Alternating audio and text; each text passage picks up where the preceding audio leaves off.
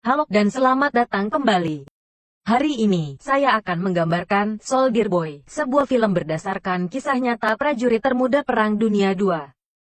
Film ini dimulai di Rusia, di mana sebuah keluarga 3 generasi bersantai di tepi sungai. Sergei Alyoskov, yang termuda dari kelompok itu, membual kepada kakak laki-laki dan ibunya tentang berada di atas pohon sementara raja tempur Jerman terbang lewat. Sang ibu menginstruksikan anak-anaknya untuk segera berlindung di semak-semak, tetapi anak berusia 6 tahun itu mengklaim bahwa dia tidak terpengaruh dan menembakkan pesawat. Yang mengejutkan semua orang, dia menabrak jet dan menyebabkannya meledak. Namun, ketika dia melihat sekeliling, dia menyadari bahwa keluarganya telah menghilang. Sergei berteriak memanggil ibunya ketika dia bangun ketakutan dari mimpinya. Seseorang mengetuk pintunya pada saat yang sama. Dia bergegas ke arah itu, dengan asumsi itu ibunya, tapi seorang wanita tetangga datang panik. Dia mengungkapkan rasa terima kasih kepada Tuhan karena menjaganya tetap hidup dan memberitahu dia bahwa ibu dan saudara lelakinya tidak lagi hidup. Anak muda itu tidak dapat memahami apa yang dia katakan dan ingin tetap di rumah sampai ibunya tiba. Wanita itu memberitahu dia bahwa mereka telah diserang oleh orang Jerman dan dia harus pergi. Tiba-tiba, sekelompok pasukan mendekati rumah mereka. Sergei terpaksa melarikan diri melalui jendela oleh wanita itu, yang ditembak mati sebelum dia bisa bergabung dengannya. Tanpa kerabat atau teman, anak kecil berusia 6 tahun itu tiba-tiba sendirian. Sergei melihat seluruh lingkungannya berkobar di belakangnya saat dia melarikan diri dari rumah. Dia memohon ibunya dengan sia-sia dan melarikan diri dari tempat kejadian. Dia berakhir di tengah hutan setelah berlari selama beberapa waktu. Karena dia tersesat, anak muda itu mulai memanggil ibunya untuk datang menjemputnya. Dia menghabiskan malam di hutan. Ketika tentara musuh mendekatinya keesokan paginya kami mengamatinya meminum air dari sungai. Sergei buru-buru bersembunyi di dalam akar pohon, mengetahui bahwa itu mematikan. Ketika seekor ular mendekatinya, dia terkejut tetapi tidak mengucapkan sepatah kata pun atau melarikan diri. Sergei lebih takut pada pasukan daripada ular. Pasukan makan di tepi sungai dan kemudian pergi, meninggalkan Sergei untuk memakan sisa makanan mereka untuk malam itu. Anak kecil, di sisi lain, lelah pada akhir hari. Dia belum makan apapun yang padat dalam 2 hari dan telah berkeliaran tanpa tujuan. Dia ambruk dan pincang, namun dia terus berjalan. Saat dalam perjalanannya, dia menemukan beberapa buah beri liar dan memakannya, namun, sebuah ledakan menyerang di belakangnya, membuatnya lengah. Anak muda itu menjadi pusing dan mulai melihat seseorang mendekatinya dari belakang. Meskipun demikian, dia berdiri dengan berani dan memberitahu orang itu bahwa dia memiliki pistol dan tidak takut. Dia bergerak maju dengan pincang, tetapi setelah beberapa saat dia pingsan. 2 tentara mendekatinya saat dia sedang tidur. Aksi bergeser ke pangkalan militer Rusia, di mana Komandan Kuznetsov menunggu kedatangan tentara patrolinya. Mereka tiba dengan seorang anak kecil yang terluka dan lemah. Anak laki-laki kecil itu membuka diri dan memperkenalkan dirinya ketika pasukan berjanji untuk berada di sisinya. Ketika anak muda itu menjabat tangan komandan dan menyarankan dia mengidentifikasi dirinya, pasukan tertawa. Pasukan menyukai anak laki-laki kecil dan membentuk lingkaran di sekelilingnya. Mereka memaksanya untuk minum dan memberinya makan. Bahkan sang komandan, yang selalu dingin, menjaga anak itu. Luka Sergei dibalut oleh seorang perawat bernama Katya, yang juga terpesona oleh karismanya. Karena dia bercita-cita menjadi militer ketika dia besar nanti, anak itu memohon padanya untuk menggambar tank di lukanya. Bahkan para pejuang yang terluka berbicara dengan anak itu dan merasa lebih baik. Sergei terpesona oleh senjata dan pasukan komandan. Setelah peluru keluar, komandan juga menjawab semua pertanyaan anak kecil itu dan membiarkannya bermain dengan senjata kehormatannya. Sergei membual tentang menjadi seorang prajurit dan menunjukkan kepadanya tank yang ditarik di perutnya. Anak muda itu pulih dengan cepat. Komandan menolak untuk membiarkan anak muda itu tinggal dengan batalion, menyatakan bahwa itu tidak aman. Sebaliknya, dia ingin mengirim Sergei ke panti asuhan. Sergei mengisi semua waktu luang para prajurit. Sepanjang hari, ia dikunjungi oleh banyak orang. Mereka membawakannya makanan yang disediakan dari jauh oleh keluarga mereka dan bahkan membiarkannya bermain dengan teropong mereka. Suatu hari, seorang prajurit mendekati komandan dan meminta agar anak muda itu tetap bersama batalion. Pasukan telah membentuk ikatan yang kuat dengan anak itu dan menganggapnya sebagai salah satu dari mereka sendiri. Kehadirannya mengangkat beban pertempuran dari pundak mereka. Komandan, di sisi lain, tegas tentang anak muda yang dikirim ke panti asuhan untuk keselamatannya sendiri. Musuh menyerang keesokan harinya, dan beberapa tentara terluka. Sergei dijemput dengan mobil dan dibawa ke panti asuhan. Komandan memberitahu anak muda tentang situasinya dan memberinya pistol kehormatan kayu. Pada gilirannya, anak itu memeluknya, berpura-pura khawatir tentang keselamatan komandan. Komandan meleleh dalam pelukannya dan mempertimbangkan kembali keputusannya. Sergei diminta untuk tetap bersama militer sebagai putranya.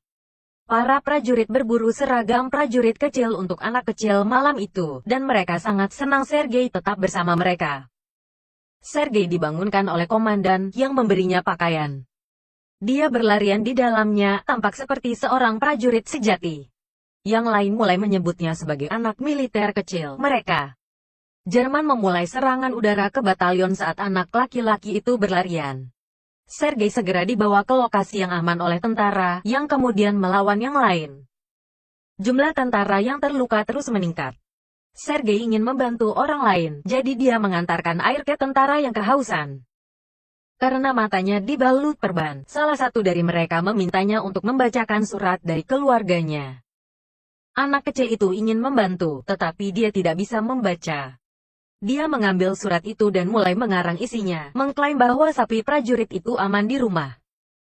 Ketika prajurit itu mengakui bahwa dia tidak punya sapi, yang lain mendorongnya untuk mempercayai cerita itu dan tertawa bersamanya. Dengan cara yang sama, dia membaca surat orang lain dan menyemangati mereka. Katia dan komandan ditampilkan berdiskusi di adegan berikutnya.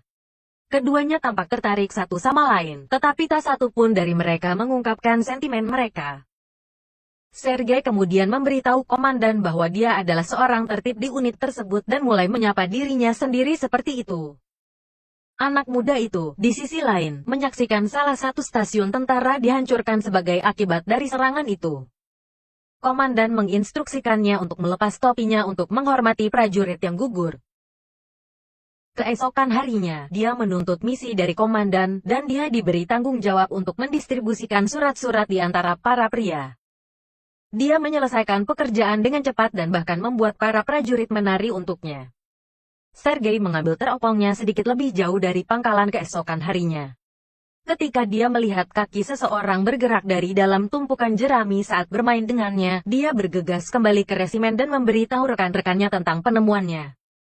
Pasukan itu skeptis tetapi mereka memutuskan untuk menemani bocah itu. Ketika mereka mendekati tumpukan jerami, mereka melihat dua agen Jerman bersembunyi di bawahnya. Mata-mata ditangkap dan anak muda itu dipuji karena wawasannya. Sergei ditunjukkan dokumen resmi untuk diadopsi malam itu oleh komandan. Dia sekarang adalah ayah sah dari anak tersebut. Sergei menyadari kasih sayang komandan untuk Katia, dan sebagai tanda terima kasihnya, dia membawanya untuk mengungkapkan perasaannya kepadanya. Namun, ketika mereka mengamati dia berbicara dengan pria lain, mereka salah mengira dia tertarik pada orang lain. Jerman menyerang pangkalan sekali lagi. Kali ini, Sergei membantu militer dengan memberikan amunisi kepada pasukan garis depan, tetapi tentara menyuruhnya untuk kembali ke gudang karena terlalu berbahaya di luar. Sesampainya di gudang, komandan dan yang lainnya panik karena sambungan telepon ke kolonel terputus. Seorang tentara dikirim untuk memperbaiki jalur yang rusak. Sergei mengejar prajurit itu dan menemukan bahwa dia telah meninggal karena luka-lukanya. Dia bertanya kepada prajurit yang sekarat tentang bagaimana dia bisa memperbaiki kabel dan kemudian melakukannya sendiri. Ketika koneksi dipulihkan, lebih banyak pasukan dikirim. Nyawa setiap orang diselamatkan oleh anak berusia 6 tahun. Komandan dan Katia kemudian terlihat berbicara di tepi sungai. Akhirnya, komandan mengakui perasaannya padanya dan memohon padanya untuk menjadi ibu Sergei. Katia sangat gembira, tetapi sebelum dia bisa mengatakan apa-apa, seorang tentara mendekati mereka dan memberikan surat kepada komandan yang memberitahukan bahwa mereka telah diperintahkan untuk meninggalkan pangkalan. Semua prajurit, termasuk Sergei, berangkat ke markas baru mereka keesokan harinya. Namun, mereka menemukan ladang ranjau di sepanjang jalan, yang menyebabkan beberapa mobil mereka meledak. Komandan terluka, dan anggota kelompok itu, yang memiliki hubungan dekat dengan Sergei tewas dalam ledakan itu. Dia terisak dan memeluk komandan. Mereka melanjutkan perjalanan ke markas baru sambil membawa yang terluka. Mereka bertemu dengan pemimpin komandan, jenderal, ketika mereka akhirnya tiba di pangkalan yang berlawanan. Dia juga senang dengan dorongan anak itu dan memuji komandan karena membesarkan anak yang begitu cerdas. Divisi mereka, serta anak laki-laki itu, menerima spanduk penjaga pada hari berikutnya. Ketika sang jenderal menyerahkan pasukannya, dia bersumpah untuk membela negaranya. Pangkalan mereka diserang dengan kejam pada suatu malam, dan komandannya terkubur di bawah puing-puing. Sergei berteriak minta tolong dan mencoba menyelamatkan ayahnya. Dia memanggil tentara lain yang pada gilirannya memanggil pemimpin.